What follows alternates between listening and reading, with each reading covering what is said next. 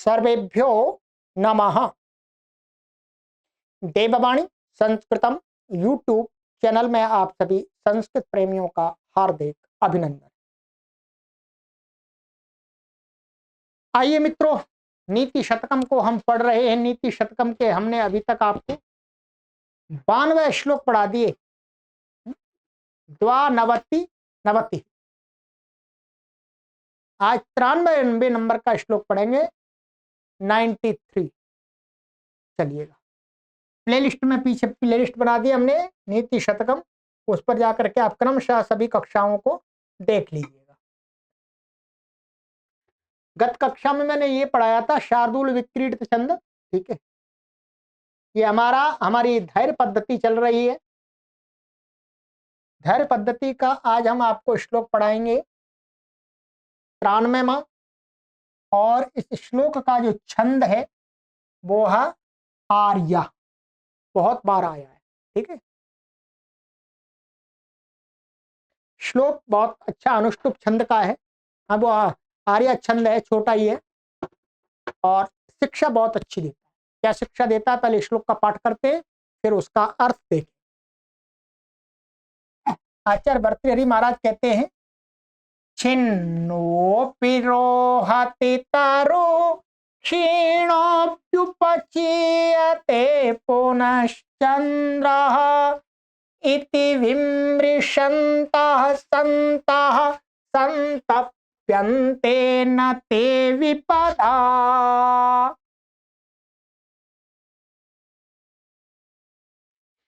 ठीक है, बहुत सुंदर है। अब आइएगा, इसका पहले अन्वय कर लेते हैं फिर अर्थ कर लेते हैं। अन्वय पदों का कैसे करेंगे? ये तारुहु, सबसे पहले तारुहु। छिन्नः, ये छिन्नः अपि रोहति, बदल गया, रोहति अंत में आ गया, छिन्ना दूसरे नंबर पर, तरु पहले आ गया, अपि बीच में आ गया, ठीक है। फिर आगे चंद्रः क्षीणः अपि पुनः उपचीयते इति, क्या गया, विमृशन्तः ते सन्तः विपदा न संतप्यन्ते। बहुत ही अच्छी शिक्षा। कहते हैं कि तारुहु, तरुहु माने वृक्ष, पेड़। कहते हैं पेड़ छिन्नः अपि रोहति, कोई बड़ा पेड़ है उसको हम छटाई कर दें, उसकी डालियां सभी काट दें, जिसको बंडा बोलते हैं, जैसा कि वसंत ऋतु आने पर हम करते हैं, से पहले छांट देते हैं वृक्षों को, तो कहते हैं वो फिर दोबारा रोहति, फिर दोबारा वो हरा भरा हो जाता है। अथवा वृक्ष को हम ऊपर ऊपर से काट दें, जड़ समेत ना काटे, ऊपर से काट दें, तो ऊपर से कटा हुआ जो वृक्ष है वो फिर थोड़े समय में फिर वो हरा भरा हो जाता है। तो देखा ही होगा हम सभी ने। और कहते चंद्रः क्षीणा अपि पुनः उपचीयते। चंद्रमाएं, चंद्रमा क्या होता है, जब अमावस्या का जो वो आता है काल, तो अमावस्या के दिन वो क्या है, पूरा क्षीण हो जाता है, पतली सी रेखा बन जाती है। परंतु चंद्रा क्षीणा, अमावस्या के दिन जो क्षीण हुआ चंद्रमा, अपि माने भी, पुनः फिर धीरे धीरे पूर्णिमा के दिन तक उपचीयते माने बढ़ता जाता, बढ़ता जाता। इति विमृशन्तः माने, इति माने इस प्रकार से, विमृशन्ता माने सोच विचार करते हुए। क्या सोच विचार करते हुए? संसार में कि भाई पेड़ को काट देंगे तो फिर वो दोबारा उगा आता है। अच्छा जी, चंद्रमा अमावस्या के दिन पतली सी रेखा सी इस धागा सा रूप धारण कर लेता, फिर धीरे धीरे वो पूर्णिमा के दिन तक पूरा बन जाता है। इस प्रकार से विचार करते हुए ते संतः माने जो वे संत लोग, महान लोग, अर्थात विद्वान लोग, ज्ञानी लोग, साधु महात्मा लोग, योगी लोग, समझदार लोग क्या करते हैं? विपदा, विपत्तियों से, तृतीया का रूप है, विपदाओं से, माने विपत्तियां आ जाएं तो कहते हैं न संतप्यन्ते, दुखी नहीं होते। वो सोचते हैं आज विपत्तियां आ गई हैं, कल धीरे धीरे हट जाएंगी, धीरे धीरे हट जाएंगी। पहले विपत्तियां नहीं थी, आज विपत्तियां आ गई हैं, कष्ट आ पड़े, आपदाएं आ पड़ी हैं, तो धीरे धीरे आपदाएं समाप्त भी हो जाएंगी। इस प्रकार से वो विपत्तियों में घबराते नहीं हैं।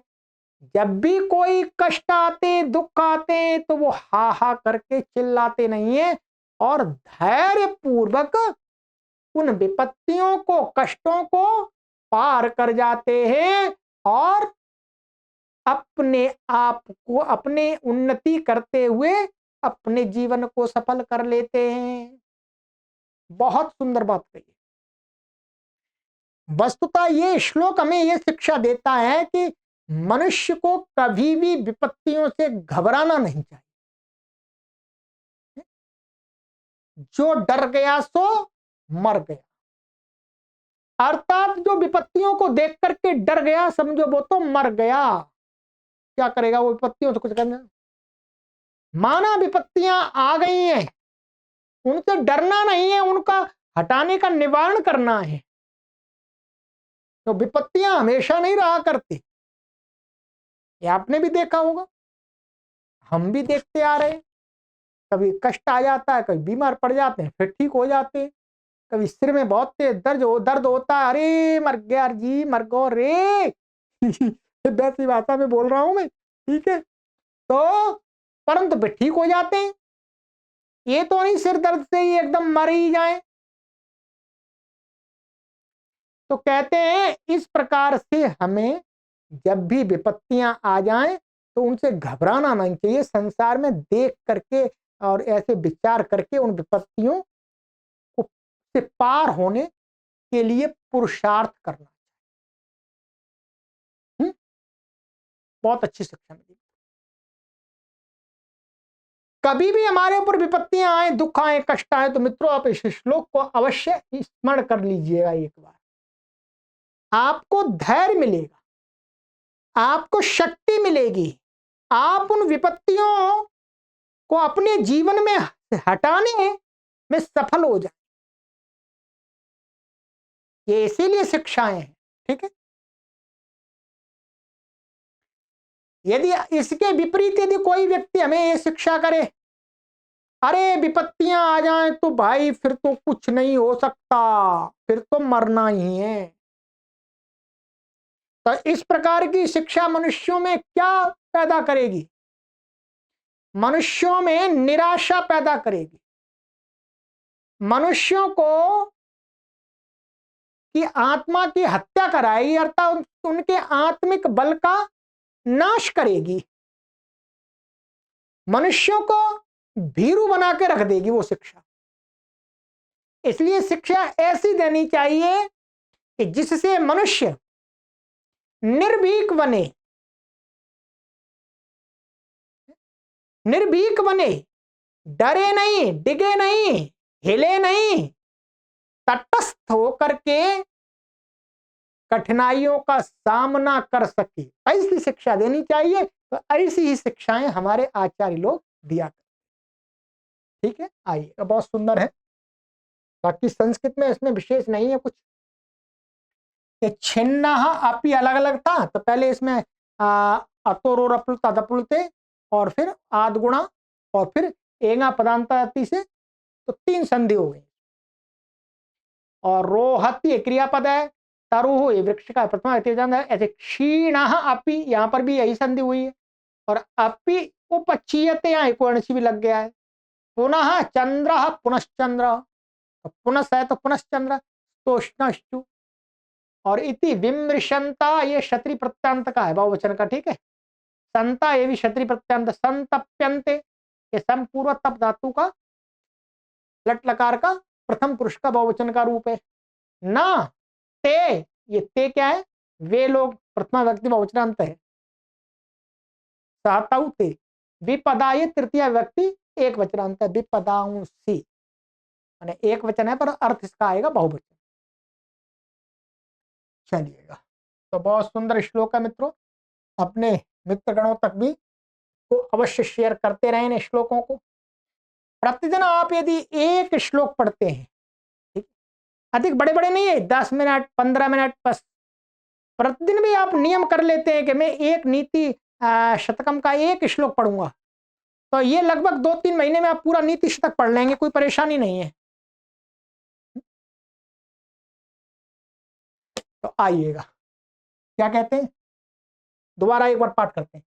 छिन्नोऽपि रोहति तरुः क्षीणोऽप्यपचीयते पुनश्चन्द्रः इति विमृशन्तः सन्तः सन्ताप्यन्ते न ते विपदा।